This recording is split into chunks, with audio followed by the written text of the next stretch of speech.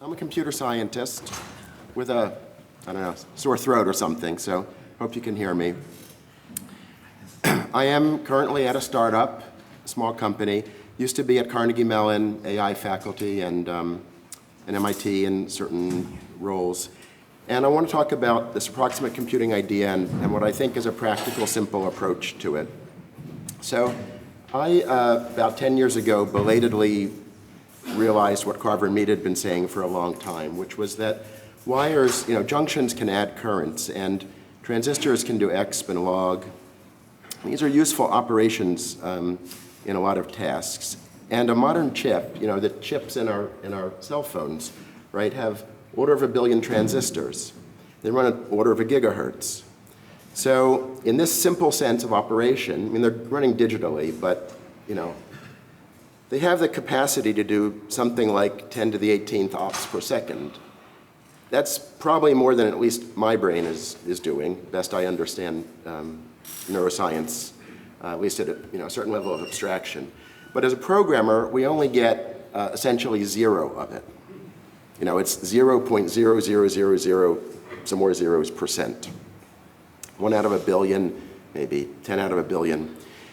And I'm an AI guy. I'm getting to be an older AI guy, and I'd like to see my childhood dreams come true before it's over for me.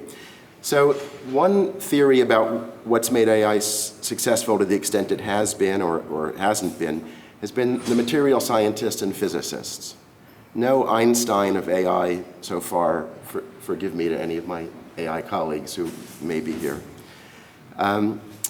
And so if that's true, and deep learning is of course an example, right? The neural nets in the 60s, neural nets in the 80s, neural nets in the last 5 years especially.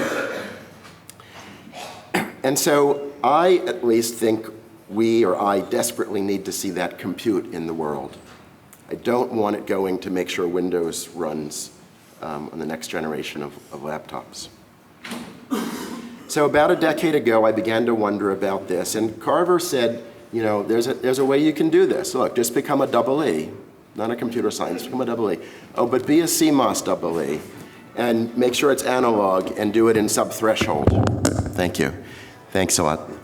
That turns out to be hard. At least I found it to be hard. I tried to do it. In fact, Jacob helped me try to do it. But it seemed like there were hundreds of people in the world skilled at this, and I wanted there to be hundreds of thousands of people. So I asked myself the question, could I take his ideas and try to make a, quote, normal computer? And so this is just going to tell you about a normal computer built sort of inspired by these ideas. So suppose you looked at machines that did arithmetic that was pretty close. And the reason for this is that multiply and divide circuits are very large in silicon. So as he said, look, I'm going to make life easier for the hardware people and possibly somewhere between more difficult and impossible for the software people.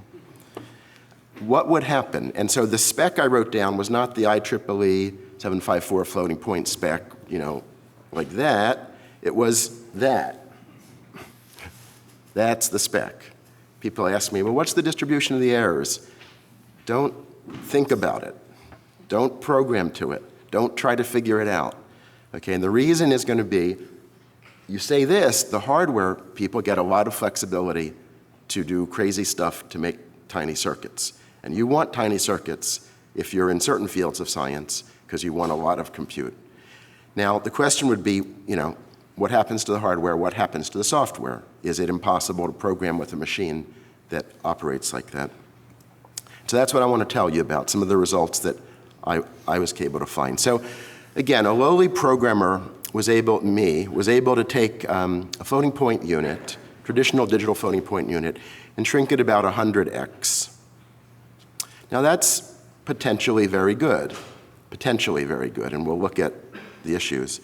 This was using conventional digital silicon, and again, Gert helped me back in the early days, and Jacob helped me, but I couldn't figure out how to do it in analog. So I went, what people usually do, you go back to digital silicon.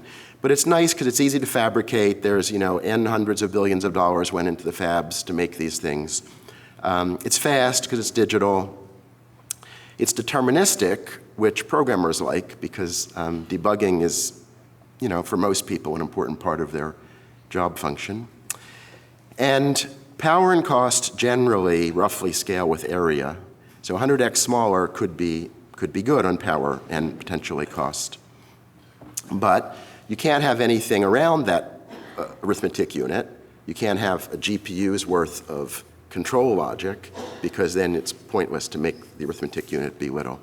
So I looked for the simplest possible hardware design I could find, and I took it as another related goal was, don't fight physics.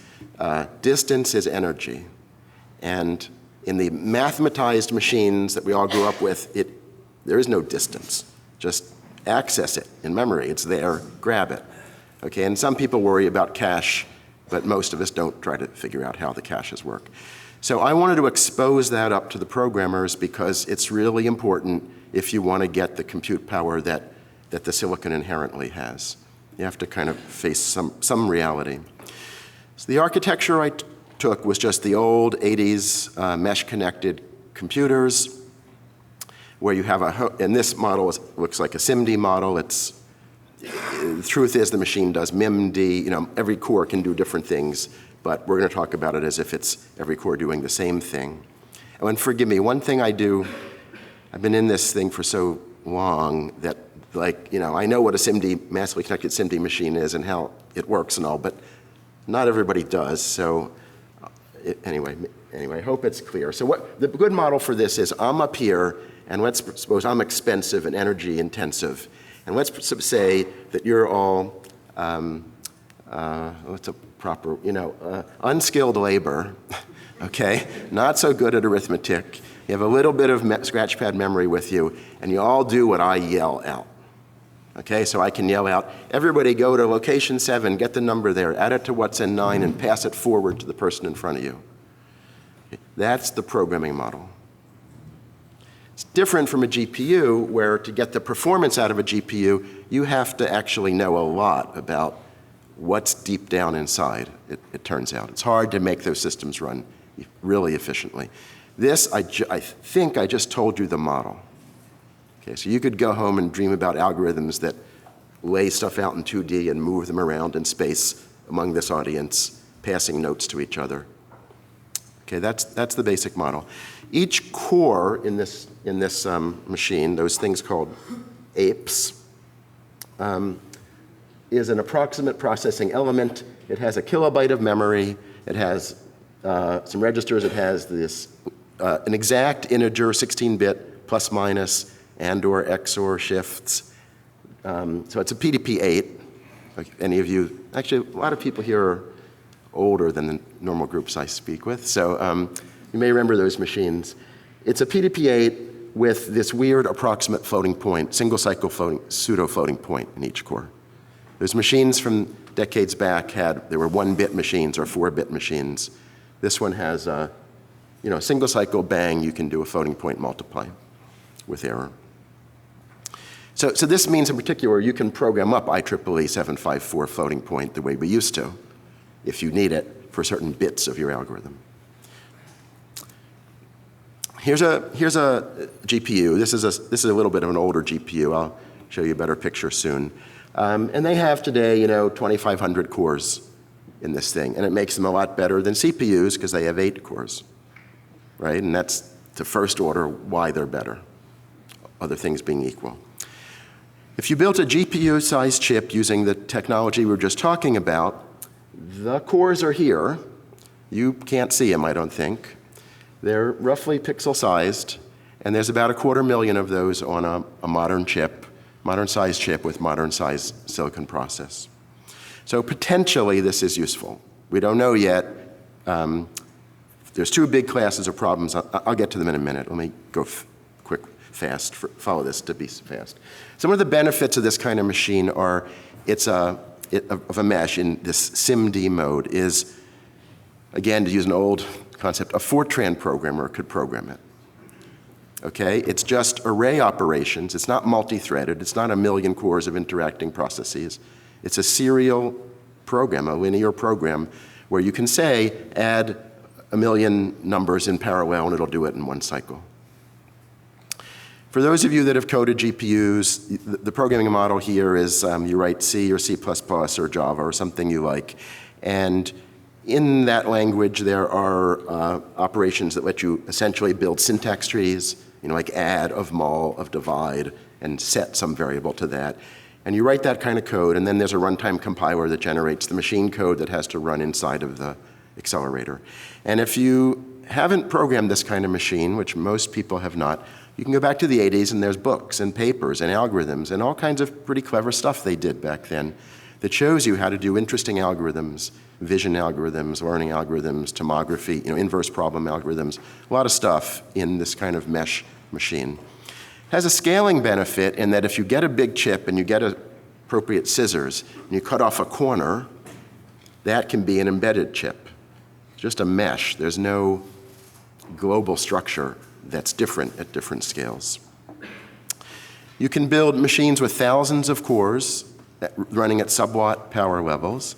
You can build a rack with 50 million cores, which is a lot if you pay attention to core counts in your machines. And actually, I was very inspired by Karl-Heinz's talk and the work that their group is doing, talking about wafer scale integration. Actually, you could build 50 million cores on one wafer. If you run the clock slow enough to get the heat out. But that may be a good trade-off for a lot of interesting problems. Compared to a GPU, if you're at the same process node, same volume, not same, but enough volume, you can get about 50x more compute per watt or gram or dollar, and you can get about 250 times better memory bandwidth because those memories are each right next to their processing elements. And I think there's a co-local thing coming up, so this clearly is that. And there's enough memory for some interesting problems. Memory is the area where I wish there were more, and there are better technologies than the SRAMs we're using. But there are limitations. So some of these are well known, and if you go back to the 80s, though, you see people cleverly getting around some of the limitations, especially in things like vision and learning. Particular concerns are, well, the I/O is slow, and roughly speaking, the chip is doing peta, and the bus is doing giga, and giga is 0 compared to peta, so you have no I/O. Okay, not quite, because the bus can also carry video. And yesterday, somebody mentioned, the bandwidth of the human I/O system might be tens of megabytes per second, maybe a gigabyte per second. That fits in standard, buses. So you can get actually interesting data in and out of these things for AI-ish problems, at least. And the memory is not a lot, but there are ways to improve it, and it is good enough for some interesting problems. I'm going to show, the next 6 slides are going to be things we've tried to do to show you how this works out. But the arithmetic is weird. So is that bad? Is it crazy? 1% error per operation, I add up 101 numbers, the thing diverged, we're dead. Maybe. So let's see. My general conclusion from the examples we've done is that it's not actually a problem very much. And it's not a problem because you can use the PhD up on stage, who costs infinitely much, well, almost, communicating with these and organizing and managing these workers, and you can get the economics of the workers and the quality of the, of the high precision traditional machine up front. Maybe an analogy is building the pyramids, lots of raw labor, but with people to notice and correct and point out the problems and refocus energy, you can often get good results. And I will show you some examples of all this now, and then just a couple slides of what we've actually built physically and where we're going. So this is an example of a deblurring algorithm. It's an iterative algorithm that inverts a point spread function, a blur function. So you see an original image. On this screen, they all look almost the same. But the original image, blurred it a fair bit, ran the inversion algorithm using standard floating point numbers, ran it using approximate numbers. I would expect to you they look all equally blurry, roughly. Turns out these are about 1% wrong per pixel compared to those, which is a little encouraging because every addition and multiplication is 1% wrong. So somehow we were able to keep it from diverging. And because of the structure of this particular problem, this inverting a linear function, there's an easy way. So a normal engineer's approach to fixing this stuff might be, I'm going to run it n times, average the results, jitter the inputs, run it n times, average the results, get a law of large numbers, decrease in error. So run it 100 times, I'll get 1/10 the error, square root of n error. Turns out, in this problem, there's an easy way, took a day to dream up, to use double the time and get 100x lower error. So it's just one example saying there may be more clever ways than just jitter and average. And that's what most of these examples are aimed to show you. Here's one done at MIT at the Media Lab. It's just a standard Gaussian mixture model background subtraction. So it's a megapixel image. At every pixel, you keep 5 Gaussians. They're supposed to represent the background, the most likely things you've seen in the back, in the image. And when something moves through, it might tend to push those Gaussians around, but after it passes, they'll tend to return back to whatever's in the image. And then you just say, when you get a new frame, does it match one of the Gaussians or not? If it doesn't, it's white. If it does, it's black. So it's called background subtraction.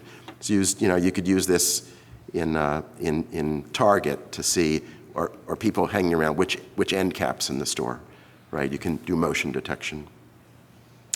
So this algorithm needed no changes to the code at all, and 14 pixels out of 1,000,000 are classified differently, and anything beyond that in the vision pipeline had better deal with 14 pixels that might be right instead of wrong, or wrong instead of right, or who knows. The algorithm is just a complete hack, right? Just seems to work in practice somewhat. So the point is, no code change, same results. Here's some work done with Takeo Kanade's group. He's a pretty good known vision researcher in computer science at CMU. He was interested in couple of cheap cell phone cameras real near each other and doing stereo vision cheaply. No LiDAR, no $50,000 laser scanning thingy, just a couple of cell phone cameras. So there are algorithms to do this. They did some work. The results were, these are the input images up top. There's the button. This is standard reconstruction. This is approximate arithmetic reconstruction.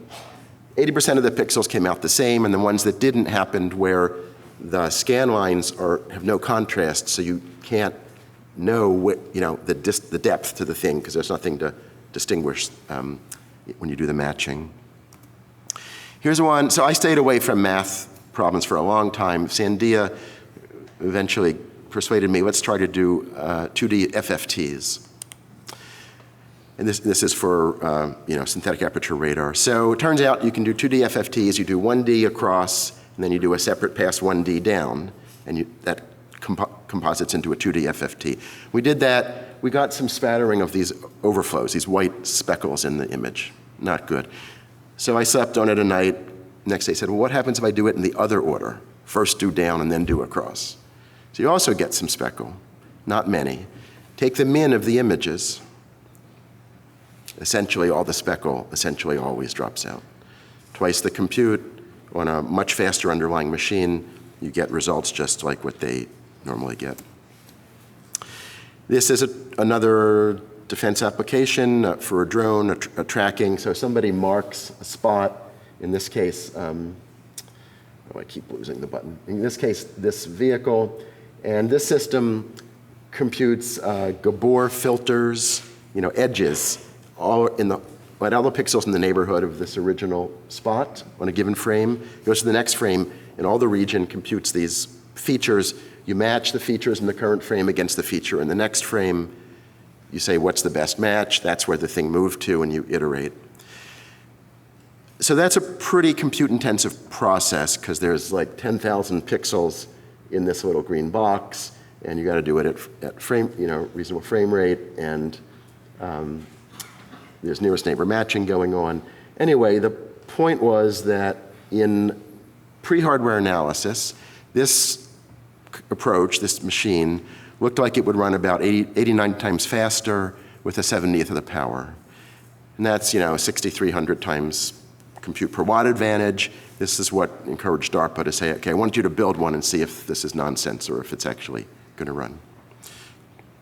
And this, by the way, runs on a small, cheap embedded chip. Okay, so finally, the last example at MIT, we did some deep learning with a speech group. They did MNIST, which is, you probably know, is a standard vision task, and then they did some speech tasks, and there's a master's thesis describing this. So for the forward classification, running the networks forward, the results were identical. You could train in floats and run in approximate, or train in approximate and run in floats, or floats, approximate. It was essentially the same results. Backwards, this is, as you run through your training iterations, your epochs, which are very slow, the error falls down something like this. But the interesting thing, of course, is that this scale is epochs, not time or energy. And if you change it to energy or time, the curve really looks like that.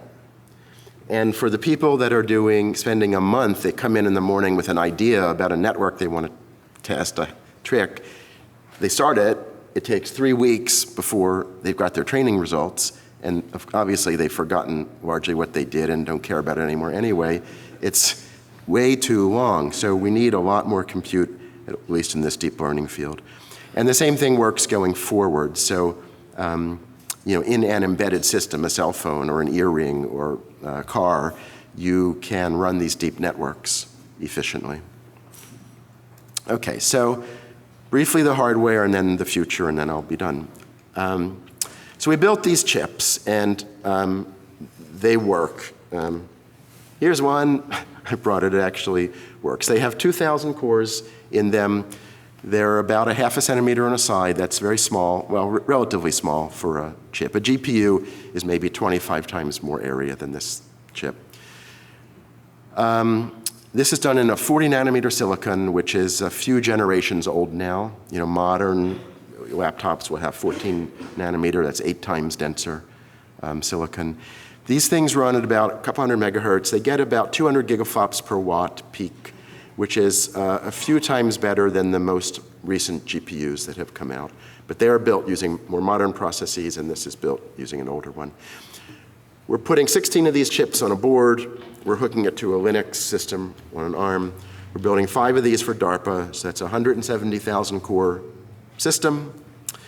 It produces about 68 teraflops peak. More interesting is it has about 68 terabytes per second memory bandwidth, which is a lot higher than the corresponding GPU system, because they're going out currently over a bus to a separate memory. And any time it's the opposite of this co-local computing, and it kills us. If you want to get the real power out of silicon, I don't think you can use that kind of architecture. This system's going on the net probably this summer for people to explore. There's some folks who have first dibs on it, but DARPA is being very generous in saying anybody that has an interesting project is welcome to try and use it. And we also have these little embedded systems that are available for certain groups. This stuff for the commercial people out here, this stuff is in patents. So there's a image of the chip. My company, another company in Boston, Cadence did our physical design. Moses did our MPW run, and Global Foundries did the actual silicon. Here's a modern GPU. That's a current high-end GPU, desktop GPU, done in 28 nanometer. Here's this chip we built. 3,000 cores, 2,000 cores. That one runs faster, but it's 100 times the power driving that machine. And so the final slide here is we need to continue building up our tools and libraries. I'm working on a deep learning library to make it easy for people in that field to try things. Building up the community of users, starting with the ones I showed you on a prior slide. People doing real applications this year, I hope. Again, for any business person, my interest, I'm a scientist, and I'm only doing this because I want the damn computer, basically. And so my preferred path is license I want big systems, and I want them cheap. So I want to license this. I hope to license this out to some big company or companies so that they can make a ton of money and scale it up. And a little thin slice can come back to science, I hope. And I'll show you what I want to use it for. The next gen hardware, this was done on a shoestring. For chip design, we did this on $1 million, okay, plus a lot of sweat equity of people that didn't think they were going to have to sweat at all. But for $1 million, we built this thing, and that's very, very small. People talk about $50 million being the right amount. So there was no feedback loop in this thing. So we went through the stages, built it. Oh, that's how big it is. Oh, darn, we should have done X. Well, next time. So I'd like to have a next time. Optimize the design, use a modern silicon process, build them closer to GPU-sized chips. And I think we can get multi-teraflop per watt systems. I think we can get these servers that have 50 million cores, and now I'm suspecting we can get wafers with 50 million cores, maybe. And my personal wish here, I think this permits practical and compact billion-core machines, right? And that turns out to be a lot. Maybe you don't think about it too much, but that's a lot of cores. A data center might be 10 million cores, a big data center. They're different cores, but these are pretty good cores for a lot of purposes. My goal is to get them into the hands of scientists, students, because that's where the breakthroughs are going to come. And I'd love it if a grad student could wake up at the middle of the night, say, gosh, I wonder what would happen if I did that, and go and have a 100 million core machine to run it on by morning and find out. So I think it's practical. I think it's really practical. I think we could do this now. So that's the story. Thank you.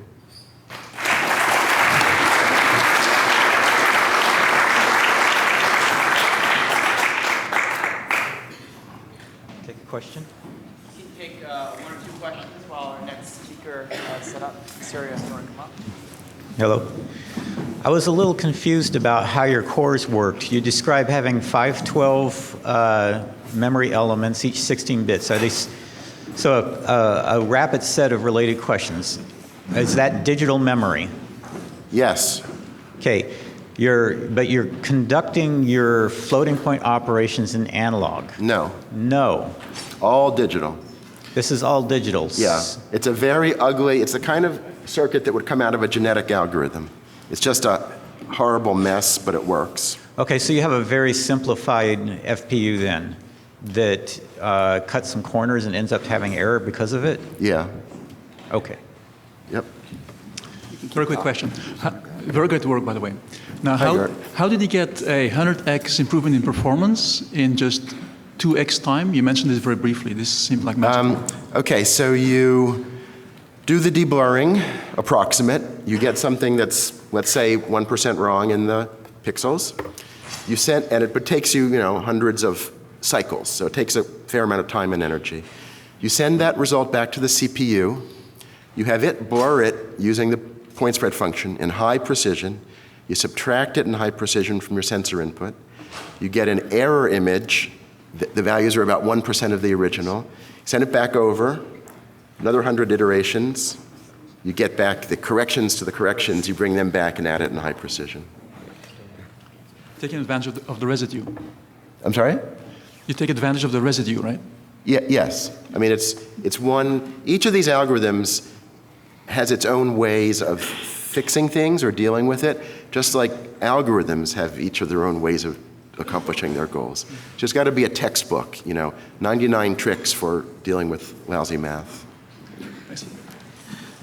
Thank you. Okay, thank you.